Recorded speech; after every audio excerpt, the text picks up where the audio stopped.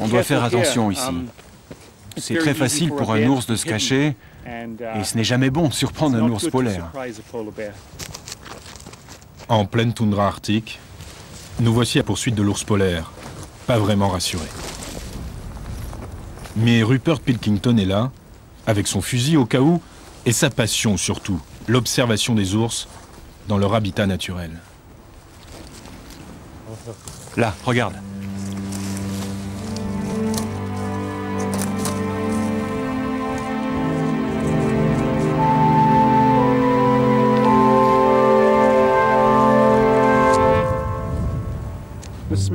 Son odorat est son sens principal. Il peut nous voir aussi, bien qu'il soit un peu aveuglé par le soleil en ce moment. Il cligne des yeux. Il peut nous entendre, nous sentir. Il est plutôt relax. Il pourrait venir nous voir aussi? Non, je ne crois pas qu'il le fera. Il va rester en retrait. Nous sommes en groupe, et normalement un ours reste éloigné d'un groupe de personnes. Cela dit, je ne voudrais pas me rapprocher plus. Ce n'est pas sûr pour nous, et d'un point de vue éthique, eh bien, ce n'est pas très bon. Ici on est bien, de toute façon il sait qu'on est là, c'est certain.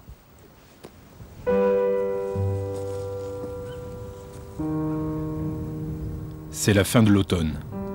Un soleil bas en ces hautes latitudes réchauffe les terres désertes de la toundra, et l'ours s'impatiente. Son royaume, c'est la banquise de la baie d'Hudson et ses orgies de phoques.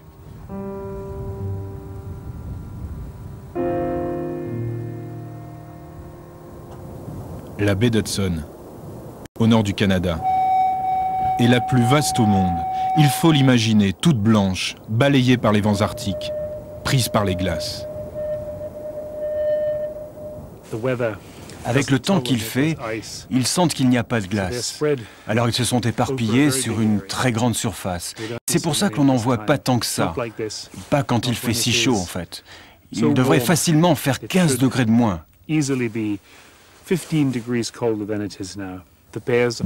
Cette année, au printemps, les ours ont dû quitter la baie, 6 semaines plus tôt que d'habitude. Si l'automne continue comme ça, la banquise va se former avec un mois de retard. Donc, la période pendant laquelle ils ne se nourrissent pas dure de juin à fin novembre peut-être. C'est presque la moitié d'une année au lieu de 4 mois d'habitude. Au fil des années, les ours s'amaigrissent. Sur les rives de la baie d'Hudson, en une décennie, les scientifiques ont vu leur population passer de 1200 à 1 millier d'individus. D'autres prévoient leur disparition d'ici la fin du siècle. Ici, le réchauffement climatique, ce n'est pas une menace. C'est une réalité.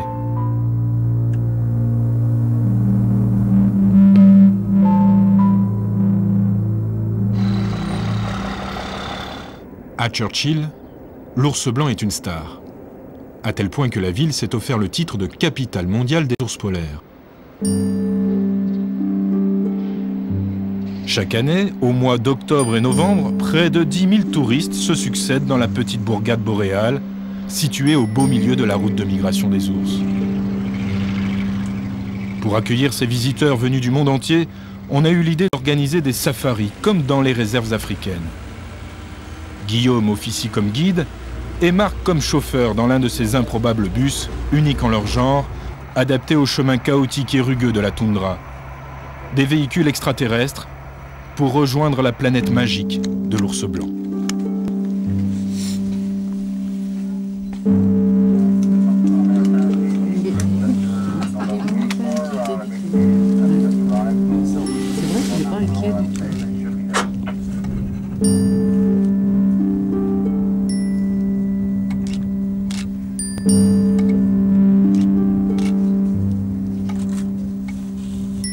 C'est beaucoup d'émotions.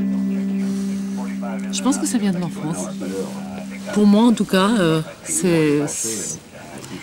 oui, pour une grande part, c'est le nounours de l'enfance. C'est l'ours en peluche aussi. Je crois que, ouais, c'est important ça.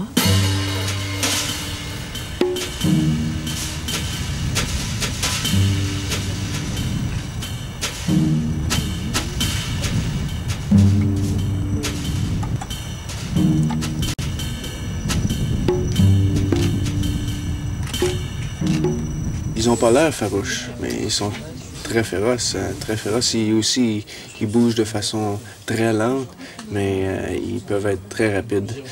Présentement, ils s'amusent un peu, ces deux jeunes adolescents d'environ 4 ou 5 ans, mais s'il fallait qu'ils mettent la patte sur un phoque ou un touriste, je suis pas sûr qu'ils seraient aussi gentils. Ouais. Le jeu, ça permet de se confronter et puis de se préparer à la période de reproduction où les mâles vont s'affronter de manière parfois violente et où ils vont jouer en fait à se dominer sans forcément se battre, mais plus par intimidation en fait que réellement par lutte. C'est souvent les jeunes qui un peu jaugent leur force l'un contre l'autre, qui ça permet de se mettre debout, de mieux se mesurer. La dépense d'énergie est importante. Et donc du coup, vu qu'ils n'ont aucune alimentation, il faut attendre que la banquise se forme. Donc c'est encore un risque, je dirais, pour eux de se dépenser autant. C'est vrai que le spectacle est un émerveillement. Pourtant, il y a quelque chose qui ne colle pas avec la carte postale vendue sur catalogue. Et plusieurs des touristes que nous accompagnons s'en étonnent.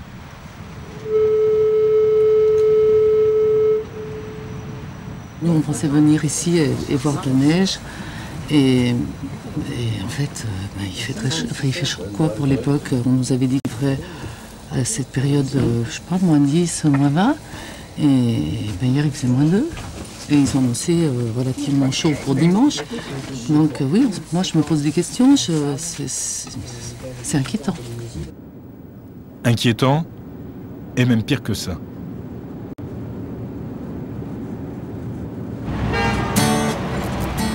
Loin des ours polaires, nous quittons la baie d'Hudson pour retrouver la civilisation urbaine et son totem, la voiture. À 1200 km au sud de Churchill, voici Winnipeg, capitale du Manitoba, et son campus universitaire.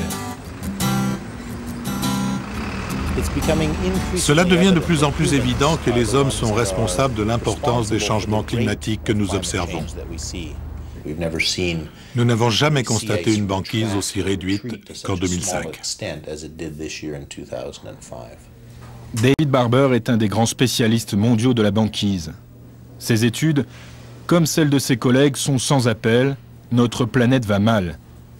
Les gaz à effet de serre, principalement provoqués par la combustion des énergies fossiles, font fondre la banquise, indispensable bouclier thermique de la Terre. Et sans cette banquise, le cycle du réchauffement s'emballe encore plus. Notre planète Terre est habitable grâce à la proximité du Soleil. Cette énergie solaire est plutôt absorbée par ce qui est noir et fortement réfléchie par ce qui est blanc. La glace renvoie 97% de l'énergie solaire dans l'espace. Si vous enlevez cette couverture de glace, toute la chaleur solaire va pénétrer l'océan et le réchauffer.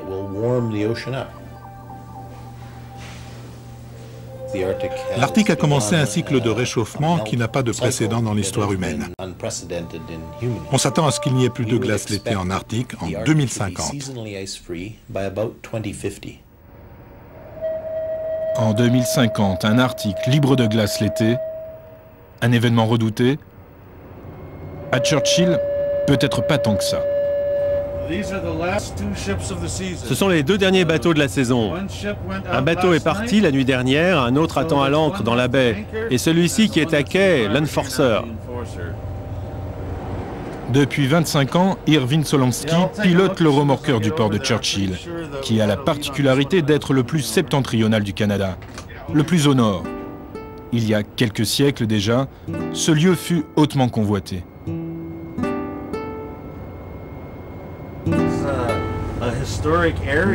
C'est un lieu chargé d'histoire ici. Les contacts les plus anciens avec les peuples d'Amérique du Nord ont commencé ici vers 1610 ou 1612, quand les premiers Européens ont hiverné dans ce port. À l'époque, sur la baie d'Hudson, des comptoirs sont établis par les Anglais pour qui les autochtones indiens chassent le renard, le castor. Les fourrures font de beaux chapeaux et de beaux manteaux pour les bourgeois européens. Dans les années 1900, l'Eldorado migre au sud de la province avec la production de céréales. Pour les exporter, une ligne de chemin de fer de 1200 km est édifiée entre Winnipeg et Churchill, et dans la foulée, un port en eau profonde. Là, en 1930, le premier chargement de blé part à destination de l'Angleterre. Seul problème, le port est pris par les glaces 8 mois par an.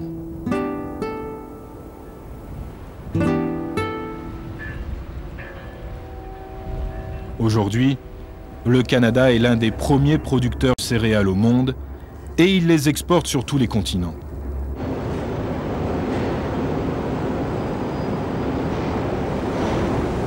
Pendant la saison libre de glace, 500 000 tonnes de blé récoltées dans les prairies centrales du Manitoba transitent toujours par le port de Churchill. C'est pas aussi dur que ça en a l'air. Mais avec ces wagons, ça peut être dangereux. Ah oui, il faut faire attention tout le temps.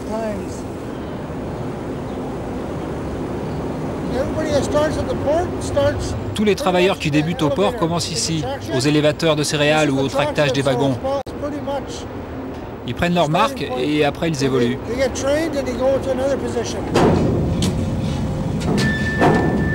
À Churchill, un port plus actif, c'est la grande espérance pour plus de travail, plus de commerce et plus de croissance. Le cycle continue, comme un nouvel Eldorado au pays des terres désertes.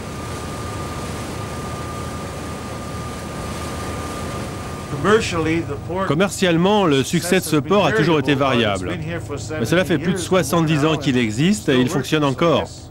Donc j'imagine que ce n'est pas sans raison. En tout cas, je l'espère. Il faut que ça continue. 38 000 tonnes de blé vont être en 2 jours directement transbordées dans les cales de ce cargo battant pavillon panaméen. C'est l'avant-dernier de la saison. Bientôt, les glaces bloqueront toute possibilité de navigation dans la baie et le port. Son commandant nous invite à bord. Churchill, c'est pour lui une escale particulière. Eh bien, cela fait 30 ans que je navigue maintenant, dont 17 années comme commandant.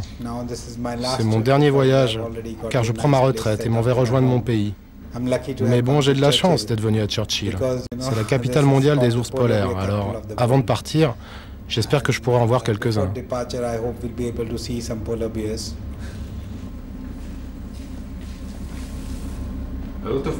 Beaucoup de gens disent que le réchauffement global pourrait ouvrir de nouvelles routes maritimes en Arctique. Qu'est-ce que vous en pensez? Vous pouvez voir que ça arrive déjà. Hein. Normalement, ici, les années précédentes, cet endroit était complètement gelé à cette époque de l'année. L'année dernière, il y avait déjà 60 cm de glace et maintenant, c'est complètement libre. Et vous, le réchauffement climatique, c'est un événement qui vous concerne? Oui, dans mon village aussi. Moi, je vis en Himalaya. Les températures ont tendance à se réchauffer chaque année. En hiver, pas trop, mais légèrement quand même.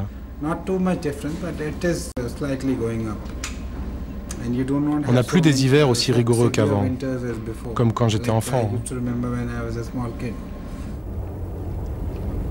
Pendant la saison navigable, entre juillet et octobre, des bateaux, il n'y en a pas beaucoup à Churchill, au mieux une quinzaine.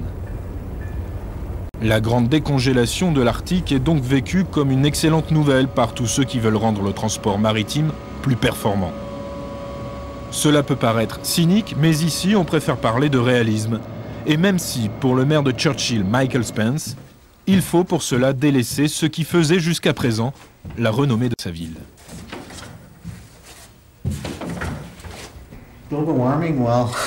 Le réchauffement global, eh bien, le réchauffement global existe en ce moment. Il n'y a pas grand-chose que nous puissions faire pour l'arrêter. Il est là, en marche, et nous devons plutôt trouver les bénéfices de ce réchauffement. Il va y avoir vraiment des changements. D'abord sur la vie des ours polaires et de la faune sauvage, mais surtout en termes de commerce. Nous espérons qu'il y aura une saison de navigation plus longue pour le port de Churchill et que nous en tirerons des bénéfices. C'est un vrai défi.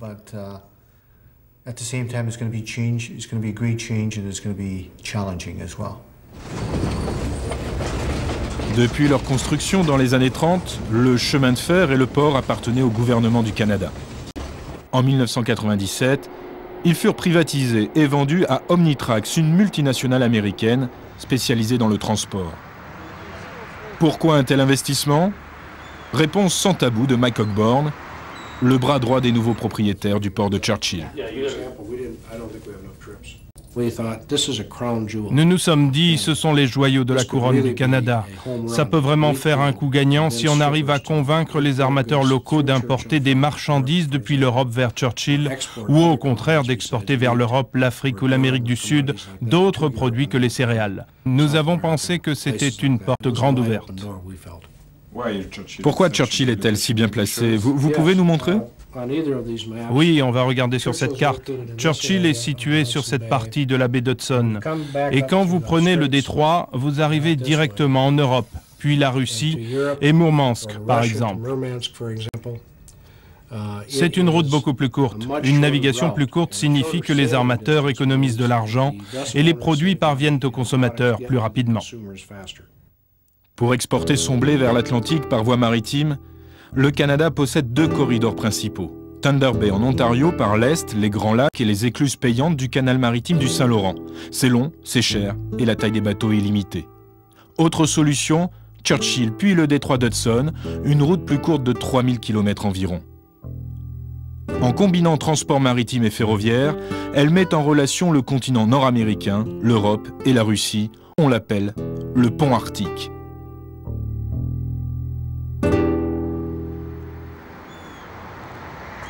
Dans le Parlement provincial de Winnipeg, trône l'emblème du Manitoba, le bison. L'espèce est considérée comme menacée aujourd'hui. Nous y retrouvons Ron Lemieux, honorable ministre du Transport, qui prête à Churchill un grand avenir. À moyen terme, nous voulons que le trafic s'intensifie à Churchill.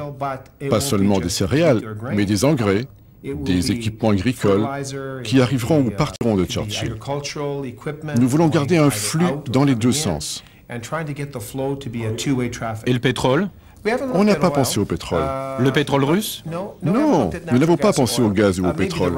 Peut-être que les Russes y pensent. Mais nous, ici, on n'y a pas encore pensé. Mais vous savez, on ne ferme aucune porte. Dans 20 ou 30 ans, je vois Churchill devenir un port beaucoup plus grand, avec une communauté beaucoup plus vivante et entreprenante que la petite ville que l'on connaît aujourd'hui.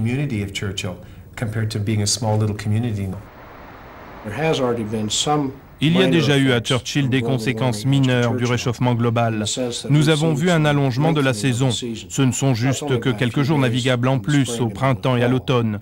Mais je pense que d'ici les 25 ou 50 prochaines années, nous verrons ce phénomène s'amplifier. Beaucoup d'entreprises veulent profiter de ce produit dérivé du changement climatique qu'est la diminution de la banquise. Cela signifie que l'Arctique pourrait dans un proche futur beaucoup plus se développer. D'un point de vue scientifique et surtout politique, les gouvernements concernés doivent réfléchir à la manière dont ce développement se passe. Cela ne devrait pas se faire de façon aléatoire ou hasardeuse.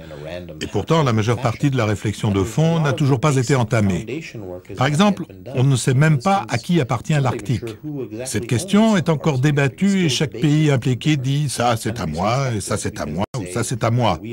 Mais rien n'a jamais été prouvé devant un tribunal international, parce que jusqu'à présent, ça n'intéressait personne. C'était inexploitable. 3 routes focalisent les appétits des armateurs. Le pont arctique entre Churchill et Mourmansk, le célèbre passage du Nord-Ouest qui relie l'Atlantique et le Pacifique via le détroit de Bering, la route du Nord enfin, qui longe la Russie septentrionale. Et l'environnement dans tout ça. Même si nos interlocuteurs nous assurent de leur vigilance, dans une telle aventure, les risques de pollution majeure restent néanmoins omniprésents. Nous devons comprendre comment fonctionnent les choses, comment elles vont évoluer, pour que nous puissions agir dans le cadre d'un développement durable. Par exemple, évitons d'avoir une autre marée noire de type Exxon Valdez au beau milieu des glaces de mer, parce que du pétrole dans cet environnement, c'est incontrôlable et très difficile à nettoyer. Nous devons être très attentifs au ballast des navires qui viendraient par exemple de Méditerranée et relâcheraient dans l'Arctique des nouveaux types de virus et des bactéries inconnues.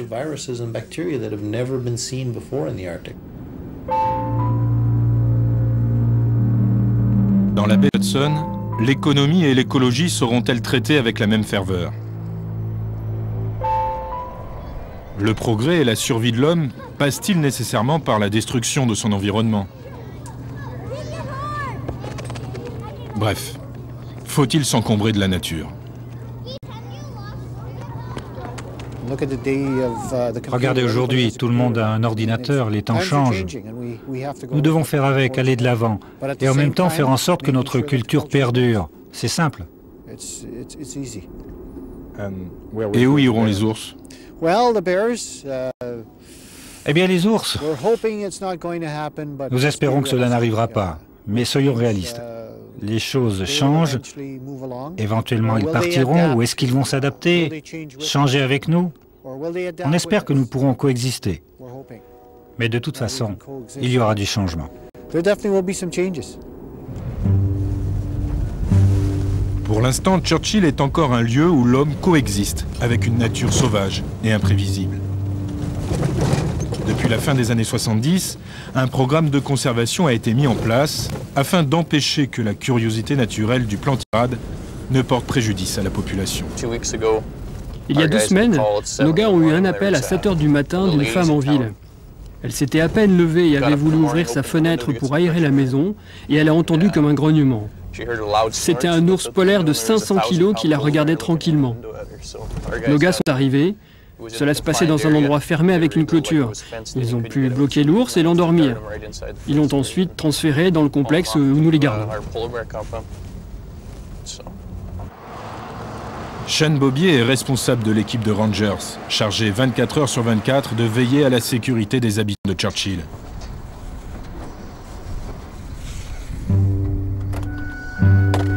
Pour cela, des pièges ont été tendus un peu partout aux abords de la ville.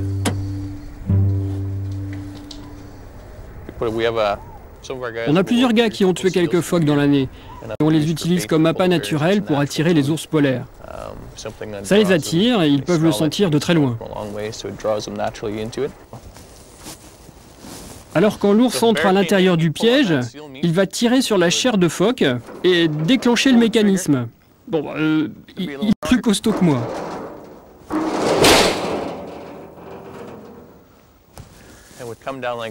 Ça descend comme ça. C'est pour cela qu'on a un piège aussi long, pour éviter que la trappe ne blesse l'ours en se refermant. Combien d'ours vous attrapez de cette façon durant les mois de septembre et d'octobre? Je dirais à peu près 80% de nos prises. Nous prenons environ régulièrement une centaine d'ours par saison. Les ours ainsi piégés sont ensuite parqués dans un complexe qui leur est spécifiquement dédié. Une vingtaine de cellules est disponible. Et quand il n'y a plus assez de place, les hommes de Sean Bobier organisent une opération assez spectaculaire.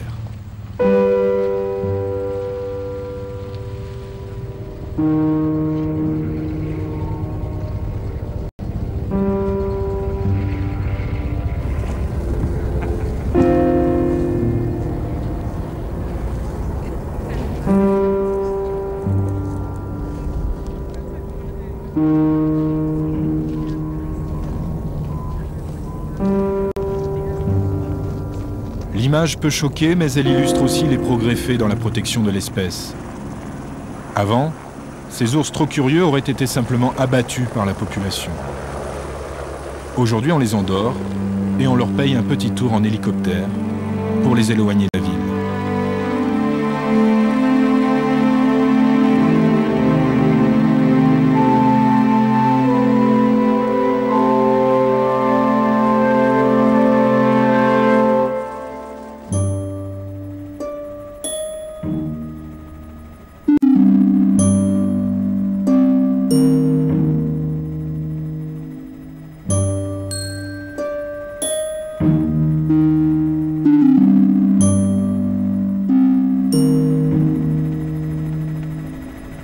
À plus de 50 km de Churchill, loin des touristes, des appareils photos et des bateaux, nos ours peuvent désormais attendre tranquillement la banquise et ses festins tant espérés.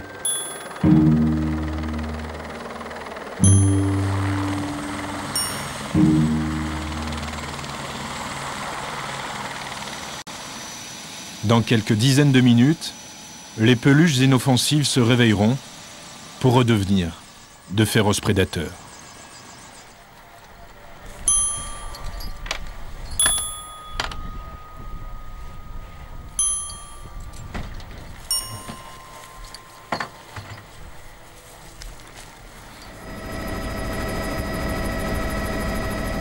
En survolant une dernière fois cette toundra désertique, pays des aurores boréales, nous comprenons quels sont les impacts ici de notre mode de vie, là-bas, à des milliers de kilomètres.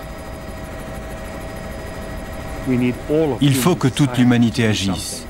La difficulté, c'est que là où la plupart des gens vivent, dans les zones tempérées, eh bien, il n'y a pas de signe évident du réchauffement climatique. Alors on continue comme si de rien n'était.